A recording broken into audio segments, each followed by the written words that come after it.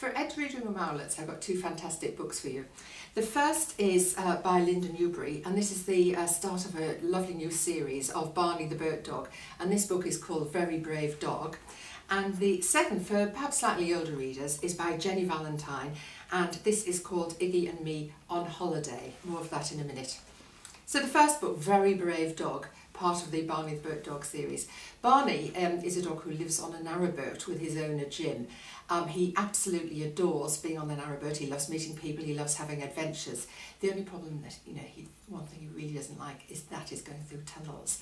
So is he able to cope with this ordeal on this holiday? Just reading from near the beginning of the book, just to give you a little bit of the atmosphere of this lovely book. Every few days, Jim and Barney needed to stop for water or fuel, or to buy food at one of the canal-side stores. On warm evenings in summer, when Jim had moored up, they could sit out on the deck while Jim did his crossword or read a book, and Barney looked at the other boats going by. On cold winter nights, Jim closed the doors snugly, drew the curtains and turned on the radio, and brewed cocoa on his little stove. Barney liked summer best, when he could lie on the roof and daydream, and when people walked along the towpath and admired Whistling Jack's bright paintwork and the pots of flowers. Sometimes they exclaimed to each other, "Whistling Jack, that's a funny name," or, "Oh, look at the little dog on the roof." Of course, Whistling Jack is the narrowboat that Jim owns. All sorts of adventures, but this time Barney finds that he's having to go through the tunnel on his own, so you'll have to read it to find out why and how he manages alone.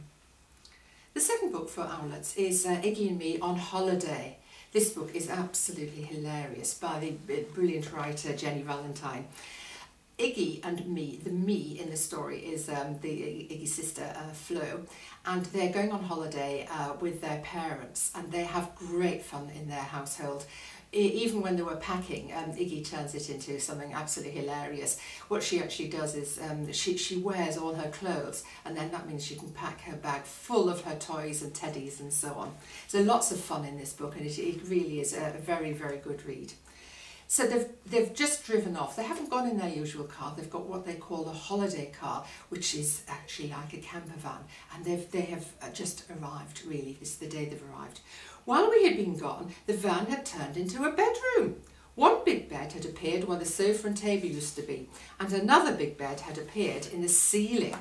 The roof had popped up like a jack-in-the-box, all stripy and crumpled. It was amazing. Mum and Dad were sitting on the bottom bed, and they were smiling. "What happened?" said Iggy, and her voice was small with wonder. "It's bedtime," Mum said. "How did it know?" Iggy asked. "How did what know?" said Dad. "How did the van know it was bedtime?" Iggy said. "How did it change?" Mum blew the hair out of her eyes and laughed, and Dad winked at me. He made his voice smaller with wonder too. "We don't know," he said. "It just happened. It's a miracle." So lots of fun with Iggy and Flo, but also lots of fun with Mum and Dad as well. They have a fantastic holiday, and there's a very special treat for Iggy at the beginning of the book when her teacher asks her to look after one of the class's pets. So he features as well very much in this book. I do hope you enjoy reading these books, and I hope you will also print out the fun literacy activities that I've written especially to go with these books. And you can also read in Ed's interviews, you can read interviews by these two authors, fantastic authors, Linda Newbury and Jenny Valentine.